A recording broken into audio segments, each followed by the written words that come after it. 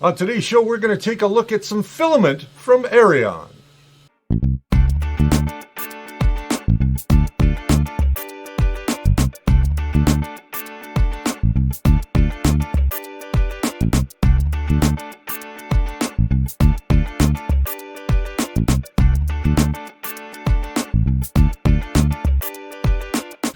Hey, welcome to The First Layer. My name is Richard Cleveland. This is a show that explores the world of 3D printing. And with that, we do things like reviews and tech tips and how-tos and all kinds of stuff like that. And today's no different. Today we're going to be reviewing some filaments from a brand new startup called Eryone. They've only been around since 2018, I believe, since January of 2018. And they're a small producer. They only have about a handful of colors, and right now I think they're only working with PLA, but they have told me that they're going to be expanding their line. A couple of things I want to point out about their filament is it is wound incredibly well. Now you may not be able to see it on the white here. I've got several colors from them, and I have been printing with them. As you can see, there's quite a bit gone. Let's just bring over this camera and you guys will get a chance to see that. So you can see here how well it is wound, and this is an amazing filament. Now that cross you're seeing is just me from rewinding that back up. Now that's not a tangle, that's just crossing over. But the other thing I like is their spools are very consistent. So on one side, you'll be able to see how much you have at a glance. On the other side, they've got these little tiny holes all along the edge, and they're spaced pretty equally. So when you're not using your filament, you can throw your filament through this little area right here and keep it neat and tidy. Throw it back into a bag with a desiccant. Now I've got them all out today, but I will tell you that this stuff is an amazing product. We're going to take a look at some of the prints that I've done in just a moment, but first we're going to go in and have a look at the thickness of this stuff. And I just happen to have my trusty calipers right here. And now they say that on the actual filament that it has a 0.05 tolerance, so up or down, which is just fine for me, because that fits through 90% of all Bowden tubes. Let's see if I can get a good picture of this. Let's zero that out, open this up. So you can see we're at 0. Well, I think you can see that where it's, there we are. Now we're just going to open that up, crunch that in there, and we can see we have 171, 172. We'll just twist that around a little bit. Just see if the dimensions are accurate still. And get my big fat finger out of the way. 173, 177. So we do have an up and down of about 0.05. Let's just test it a little bit further down the line. So we open this back up and we squeeze it shut. Let's make sure we're where we should be. There we go.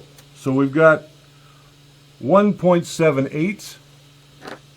I don't know how well you guys can see that, but 1.78 is where we're at. So their filament is dimensionally accurate from what I can tell, and everything that I've done with it.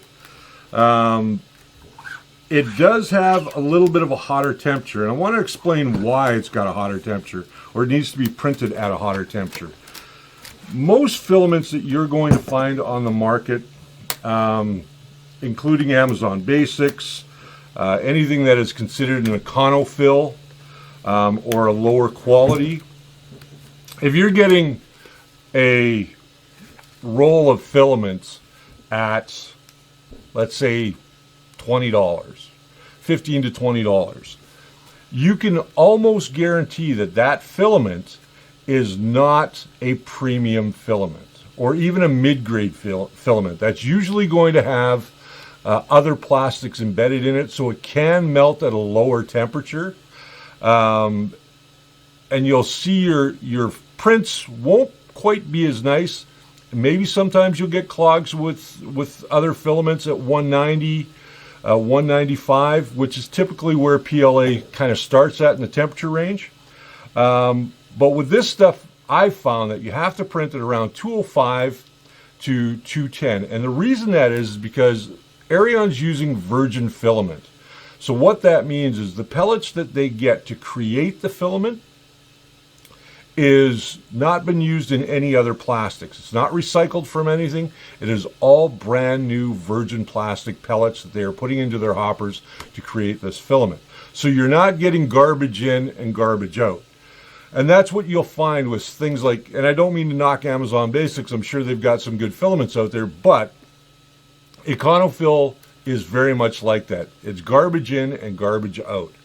And yes, you can print that stuff at a lower temperature. But if you want good premium filament at a good price, I think Eryone's the way to go. Let's have a look at some of the different colors that we've got. This one is a gray. This came in a 2-pack. You might remember up until about the 15th of August, we had a coupon code that you could have used on Amazon.ca, and you'd get 15% off a 2-pack, which in this case was white and gray, and also a roll of black you could get 15% off as well. Now that I don't believe is available any longer. It probably will come back because I do talk with them quite often. And I kind of give them my suggestions on what they should do next. They've got a lot of other things. We're going to talk a little bit about that too. They also have this wonderful color. It's called Glitter Purple. I printed with this. It does have glitter in it. It did not clog my machine. The drawback to this is that it's only a 500 gram roll.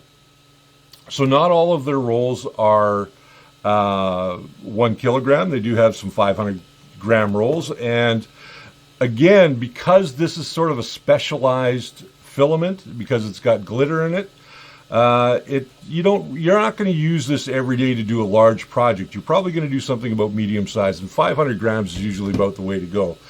Now, this is the first filament that they sent me. This is their blue silk, and this is an amazing filament. You can see on the table we've got a lot of little blue silk pieces that we printed with it. This stuff looks amazing. It prints amazing. Any failures that I had was not a cause of the filament itself. It was a cause of the printer. And this stuff here, I would buy this stuff again in a heartbeat. Let's take a look at some of the prints that we've got down here, starting with the temperature towers. And this is something, if you watched an previous episode, and we're going to link to it in the description down below, and it'll probably be in the end card as well, where we're talking about temperature towers. So let's just move over to the temperature tower here. And you can see, if I can get close enough, and that'll focus on there. Maybe it will, maybe it won't. There we go. Almost. Come on, you can do it. Okay, well, it's going to more want to focus on me, I guess. There we go, that's a little bit better. So on this temperature tower, this is the marble filament, which I also did this big guy in. It came out gorgeous. Absolutely love this model. This is a Chinese lion, symbol of good luck and fortune. So I had to print one off because you never know, I might get rich one day. But on this filament, you can see we started at 240 down at the bottom, and we go all the way up to 190. If we can, I'll probably try and get a closer zoom in on this, but right in the 205, 210 range is where I find the best layer adhesion. I've got the best bridging. I've got the sharpest corners. I've got the best overhangs and that sort of thing. So again, because this is a premium filament, you're going to want to print it a little hotter. And it demands that you print it a little hotter to get successful prints. In a conversation I had the other day, we were talking about differences in filament. And some of the complaints that people have had is that they have to print this hotter, otherwise it'll clog their machine. And I don't think clogs are because of the heat. I think it's more because of the premium brand of filament. And if you're using something like an Ender 3 or a Creality product and you still have the stock hot end on it, you are going to experience clogs just because of the nature of the way that those hot ends are built. It has nothing to do with the plastic. But I recommend that everybody does a temperature tower with any new filament. Now, all the filaments here came from the same manufacturer, but they're all very different filaments. They all have very different properties. In this case, we have a mixture of black flecks, gray, and virgin filament. The coloring flecks, the gray and the black, you can see almost quite prominently in there, I think. Or maybe it's just showing up gray. But again, at 205, 210 is where I find most comfortable to print the marble. Now, let's go on to the silk blue. Now, I had a little bit of a layer shift, as you can see here down at the bottom, but I'm glad it happened down there and not up here. And that, again, was the cause of bed adhesion, not the cause of the printer material. Now, these were all sliced on the same machine. That was the same file that was used for all of these different filaments. So the test was all the same, and they were all printed on the same machine as well. Again, with this blue silk, we can see that the 205, 210 range is about where we want to be printing this. We get our best overhangs again, we get the sharpest edges, we also get the best bridging. So I'm finding common theme here is that people are trying to print this too low. If you don't do a temperature tower with every new filament, you're setting yourself up for failure. And by doing that, you start to blame everything but the printer and the way that it was sliced. First thing most people go to, oh, it's the filament. And 9 times out of 10, it's not the filament, it's the settings that you're using. So by doing this temperature tower, you're going to be able to see exactly where you're getting your best layer adhesion, where you're getting your best bridging, where you're getting your best overhangs, and your sharpest edges. And again, that 205, 210 is a great way to go. The purple, this stuff is gorgeous. Absolutely love this stuff.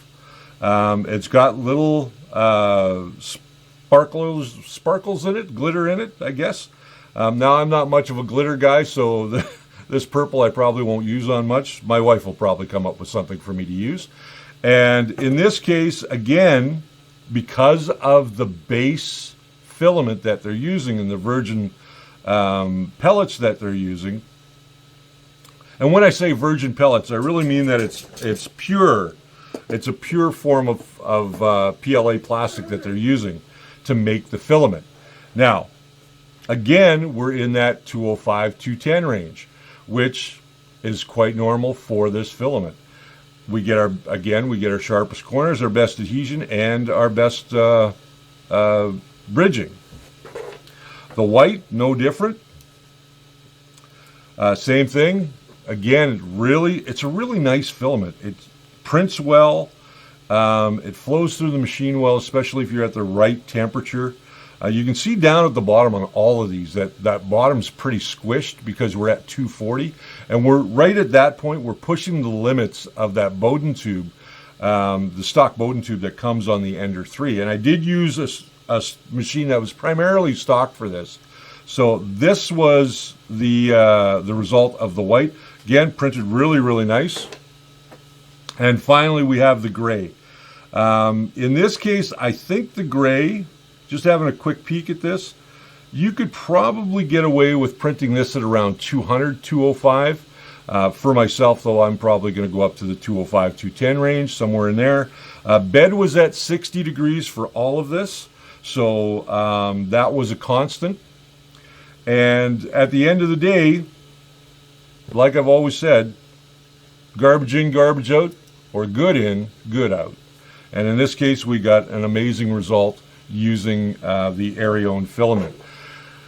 Now here we've got a benchy, and you can see that this benchy has some salmon skinning on it. It has some aberrations, but again, that's not the fault of the material. That's the fault of the printer. Now this was printed on the longer 3D LK4, and that printer needs a little bit more tuning using an Ender 3 profile because there's no profile for the longer LK4. And I think the benchy, other than the salmon skinning, turned out pretty okay. We did this little guy as well in the silk blue, and a little Chinese monk, and with sort of a pointed head. He's kind of got a pointed head there. But again, this was done on the longer LK4, the longer 3D LK4, and it didn't come out too bad. So the silk prints pretty well on most printers. Here's a chess piece, a gnome chess piece that I did in the blue silk. And this was done on the CR10S. really came out nice. Really came out nice. So you can see that blue has a really nice sheen to it. We've gone ahead and done a test cube. This was the latest test cube after doing some work on the longer, and this came out pretty good. Other than a little line up here above the letters, it didn't turn out too bad. Sure, the edges are a little rounded off, but at the end of the day, there's no ghosting anymore that I was getting, and this looks amazing. Like, those flat surfaces really pick up the light nicely. And then finally, the gray, we did a couple of tests, and this was the first cube that we did, and it came out really nice. The hotter it is, of course, the better it's going to stick. And then, of course, we did another one. So they're both relatively the same. There's no real differences in either of them. So, what's my conclusion about Eryone Filament and the price of Eryone Filament? Well, let's first tell you where you can get it. If you're looking to get some of this, you can always find it on Amazon. Right now, I believe Amazon is the worldwide distributor for this product. I could be wrong. I haven't seen any other distributors for the Eryone Filament. Eryone does sell it off their website as well. Now, if you are going to go to the Eryone website, you are going to find little information on there because I think they're still building the website. Some pages don't have any information at all, but you can find product information over there, and that's at eryone.com. There will be a link down in the description below, so you can go ahead and find it. We'll link to the products both on Amazon Canada, UK, and in the US, so you guys will be able to find it. Would I buy this filament? Absolutely, I would. How does it compare to the stuff that I use every day? I think that this stuff is right on par with the filament that I use every day, and you guys know that I use the Spool 3D because it's right here, and we're at Spool 3D, so I use the Spool 3D stuff, and I compare all of the filaments that I get for testing to that. So I feel that this is a premium filament at a bargain price. So you can buy this on Amazon Canada right now for right around $24, somewhere in there, and I think it's a little less in the US. But in Canada, it's about $24 a roll. Compared to the Spool 3D filament, it is $5 less because Spool 3D filament's $29. So you're getting a premium product at a good price. They don't have a huge selection of colors, but you guys can go and check out what they have available on Amazon and get yours and try it out. We did give some away to some Canadians. Recently, we gave some of their I have a tail in my shot.